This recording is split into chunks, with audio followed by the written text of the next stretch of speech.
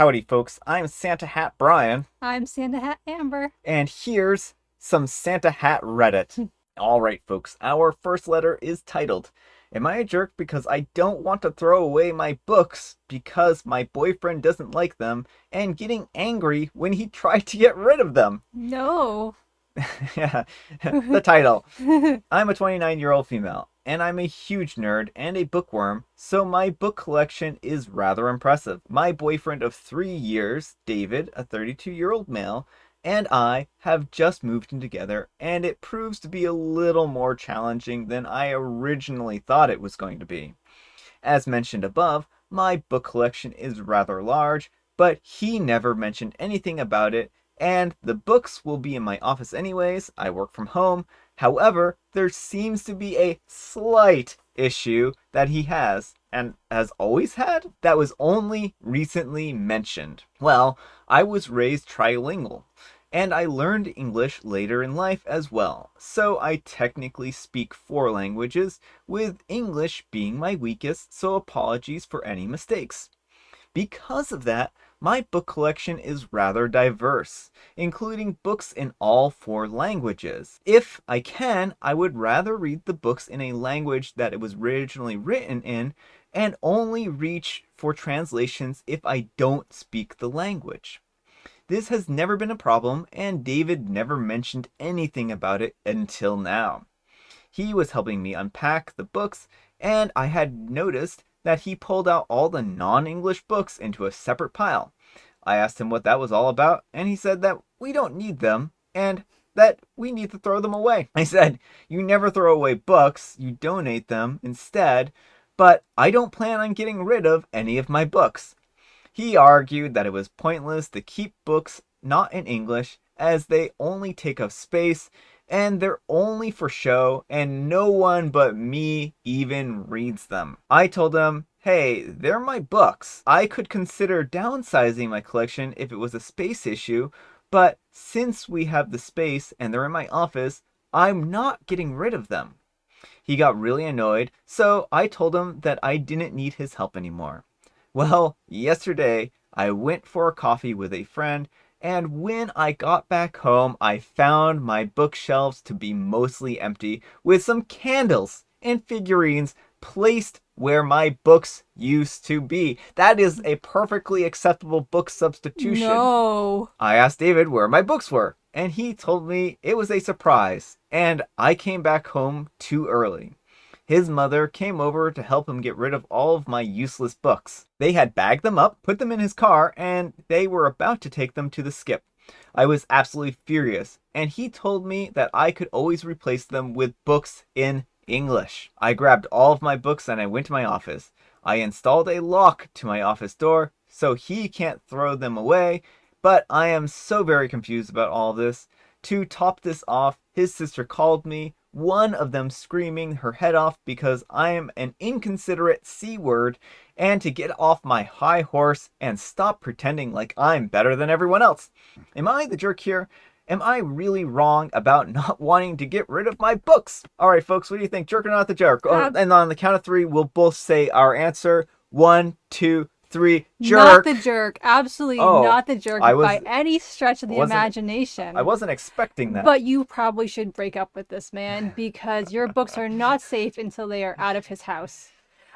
So any partner who would take your possessions that you want and get rid of them behind your back is not a good supportive partner. And I think that's really what this boils down to is he's not supporting you. He's calling your possessions useless. And even the thing is like he's also saying that they're useless because only you can get use out of Right. them, which means that anything that you can only derive pleasure from is useless to him. And I wonder, like, if you have any cultural traditions that Yeah. are different from his or anything. Like, it sounds like he feels insecure because he doesn't speak 4 languages. Yeah. So you should only have English. And his family is the same way. Yeah. And, like, that is really troubling. I do not see a good future for the two of you because he wants to shut down an important part of your identity and wants to basically mold you into the perfect little English girlfriend. Yeah, well, and I think there's an even more insidious bit here, right? So any hobby, anything that she takes up, like say she was doing knitting, for instance, right? He might throw away her knitting supplies because they're only useful to her, right? Yeah, I'm not sure if it would go that far. I have a feeling it's specifically because Yeah. this is something he doesn't understand, and like knitting might be girly enough that he doesn't need to understand it. Well, that's true. I think that he feels, and the rest of his family feel like, oh, these four languages, this is for show. You're Yeah. being better than us, and Yeah, you're being you're stuck up because you know things. Yeah, heaven forbid you actually have multiple languages under your belt and you can read multiple languages. That's such a weird hill for him to die on. Mm-hmm. But I do think that OP needs to get out of here. I don't think that this is going to work out at all. He's shown his true colors. Unfortunately, he's shown them a little too late for Mm-hmm. you. So now it's going to be really hard for OP to get out of this situation because he's bait and switched OP. Yeah, but like if you can store your books at like your parents or friends or something while you find a new apartment, but like Or even at like a storage unit. yeah, anything, but like, because my concern is locks can be picked or removed and he may Yeah. take them anyway. Yeah. So, anyhow, take care and good luck. All right, folks, our next letter is titled, Will I Be a Jerk? I, a 21-year-old female, threw in the towel on my relationship with a 23-year-old male and if I kept his cat. So, I'm a 21-year-old female and I began dating my boyfriend, a 23-year-old male, when I had just turned 18. We met during COVID lockdown. When we first met, I learned that he didn't have a job. No job history, no high school diploma, no GED, no driver's license, not even a state ID. I, like many, fell for his sob story of that my mom left me when I was young and my dad didn't care about me. But as time went on, I realized the only reason that this man has a job currently is because I write his resume and applied via his Indeed profile and scheduled the interview for him. As time passed, I became less willing to hear the excuses. You're an adult. As harsh as it sounds, eventually you can't blame everything that your parents did and your childhood, and you have to grow up and do better for yourself. His job, which was only 10 minutes walking distance from his house, somehow became my responsibility to drive him and pick him up from. So after working 55 hours a week, I get the pleasure of having to stay up and wait until midnight. We argue a lot, sometimes small, sometimes huge, and sometimes so bad that I don't think I would even admit to friends and family that I stayed after he said what he did. He told me that I deserved to be abused as a child by my groomer once in an argument. He constantly goes to jab at my family and the fact that I work for a family business or the fact that I rent from family. I work 55 to 60 hours a week and go to college, full-time paid for by myself, and the rent from families at a discount, but I still very much pay, so I do it all on my income alone. Well, we've gotten into an argument a few days ago, and honestly, it started over nothing. He threatened his usual I'm leaving with no coat and walking into below freezing temperatures even though my dad's home is 2 hours away. I often play the begging game with him to get him into my car so I can know that he's at least going to get home safely. Driving on the side of the road, windows rolled down, and threatening to never speak to him again if he didn't get in type of begging. He did get into my car, but started rambling off his personal thoughts on the argument as well as me as a person. He brought up my family and how I'm handed everything. I screamed back, I'm sorry my family made money and provided for me and yours didn't. That's life.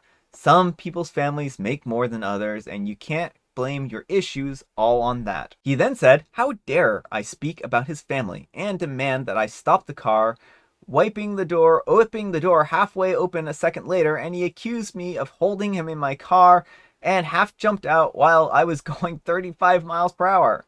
I slammed on the brakes and I collected his stuff and I went home. I called his dad and I explained where he got out and have made minimal contact with him. What contact I have made, he has said keep the cat in voicemail and in text multiple times. I feel done and honestly so overwhelmed. He doesn't beat on me, but he has pushed me twice and threw a pair of balled up socks at my head. Other than that, he throws stuff out of anger at me, and I just want to restart, and I'm struggling with this last loose end. All right, folks. What do you think, jerk or not the jerk? Not the jerk. OP, this man is an abuser. Yeah. Keep the cat. Yeah. This is classic manipulation tactics. He Yeah. is going to weaponize anything he can against you to make you feel like it is your job in life to make up for everything he's lacking and provide for everything. And if you fail in any respect, it's all on you. He can never be held accountable for anything because he had a rough childhood. Yeah, and that's really what this is always going to circle around back to, is that he's always going to blame you because you had a less difficult childhood. And even if you had a harder childhood, he would still blame you because he's going to find something to blame you for. This is the type of person that he is. He's always going to look for something. And the reason why he does this whole trying to, walk home half freezing is because he knows that you're going to come after him. Mm-hmm. And that's the only reason why he does it. And that's why he's making you beg him, is because he loves the power move. He knows that you're going to look out for him. He knows that you're going to call his dad. And he knows that he's going to be just fine in the end. And these childish games are going to get someone hurt one of these days. And you've already said that he's pushed you twice. Mm-hmm. And you say that he hasn't hit you, but this is where this is going. This is going to escalate into physical violence, and it's only a matter of time.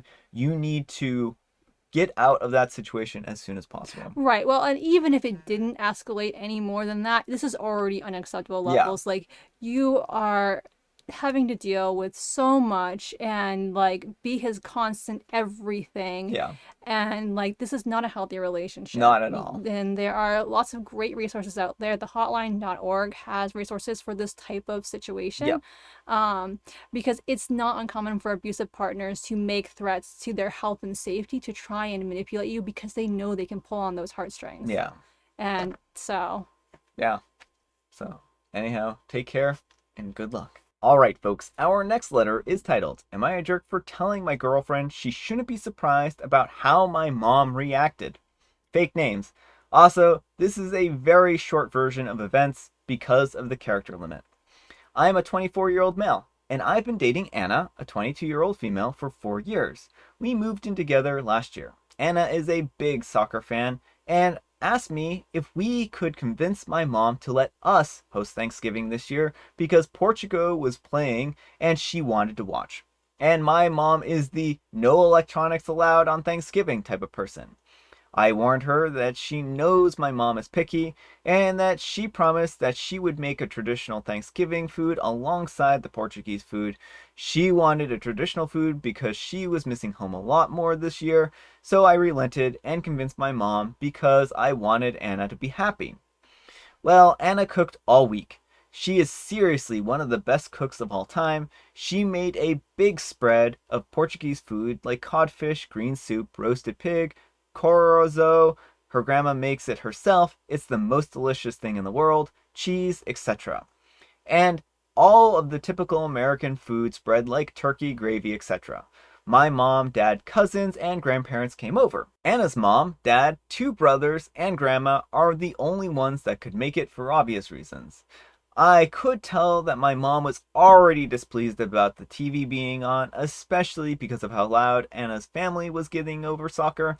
However, the rest of my family had a great time, especially my dad. He loves Anna's cooking and Portuguese food in general, so he ate like it was his last meal. The whole time, my mom was passive-aggressive, but everyone just ignored it or didn't notice. The formal dinner is where the issue happened. Anna's family is loud and jokey. So while everyone was talking, my mom loudly said that all we needed to do were wear red noses and this would be a circus. Everyone went quiet because of her tone, and it made it very clear that she wasn't joking. I could see Anna stopping her grandma from arguing with my mom, but she, my mom, and my dad started quietly arguing. Dinner was awkward for the rest of the night, and when everyone left after coffee and dessert, my dad pulled Anna aside and apologized to her and hugged her. Afterward, I made the mistake of saying that she shouldn't be surprised because I warned her. She rolled her eyes and said, I guess I also can't be surprised that she wouldn't defend me. This sparked an argument until she told me that she didn't want to argue and she was just disappointed in me. I could hear her crying in the shower. I kept trying to talk about this because I can tell it's still bothering her, even though I warned her of what would happen. All right, folks, what do you think? Jerk or not the jerk? You're absolutely the jerk here, OP. Anna did a very nice compromise. She Yeah, made sure to have foods your family would like and yeah, her family, and everyone but your mom appreciated her efforts. Even your dad can recognize that what your mom did was wrong. yeah. Like, your mom doesn't get to control everyone else's night. It's fine to have preferences. It's fine not to love electronics or sports going on or whatever, but we have to make compromises because everyone has different family traditions. Yeah, I mean, I think that that's really what this boils down to is OP, you probably should have tried to do something. I mean, I can understand like it being in the heat of the moment and not knowing what to say or do. And so I do feel a little bad that this kind of happened and he maybe froze up and just didn't know what to say, but also he should have told his mom that that was unacceptable, right? Right. Well, that sounds like he made no effort whatsoever Yeah. and just told Anna, you just have to deal with it. You know what my mom is like. And even Yeah. tried to talk her out of it because this is how my mom is. Yeah. You are enabling your mom's bad behavior. Yeah, and that's just it, is that if you had pulled your mom aside at the end and been like, hey, if you continue to do this stuff, you're not coming to X, Y, or Z, then maybe she would change her attitude, but she knows that she can get away with it, right? Because everyone has catered to her for all these years. And now that you're not catering to her, you dare have fun in a way that she doesn't enjoy Yeah. by talking at the dinner table instead of sitting there quietly eating your food. Like, that's just not very nice of her. No, it really isn't. It sounded like everyone was having a good time too, up until that point. So she really just kind of ruined the mood, and that's unfortunate. And as Anna's partner, it is your duty to stick up for her, to your family. Mm-hmm. Like, she obviously is like the in-law in the situation, so it's not her place to kind of like go to bat for herself. She shouldn't have to. You need to be the one there supporting her, saying, Anna did a wonderful job with this. Yeah, Mom, that was out of line. People are having fun and enjoying themselves. yeah. She just sounds like a curmudgeon. Mm-hmm. So anyhow, take care and good luck. All right, folks, it is tea time. Grab your beverages of choice. I've got some tea right over here, and I picked it out myself. What five-letter word has six left when you take two away? What five-letter word has six left when you take two away? So it's gonna be something that has like SIX inside of it, and so I don't know what word that is. 60, 60? but I think sixth would also work because Sixth? SIXTH. Yeah. So yeah, that's the answer. I didn't get it, but I almost got it, You and get that's the yeah, attention. yeah. I got the intention, right? So 60 it is. And I have Earl Grey. All right, folks, that's all the time we have for today. Happy Friday, Junior. Happy Friday, Junior. Thank you to Amber for joining me today. Thank you for having me. And I hope your week is going great. It's nice that it's finally Thursday and we're wrapping up the week. So I'm looking forward to seeing you all tomorrow. Bye. Dinner was arguing. Dinner was arguing. It's not well enough cooked.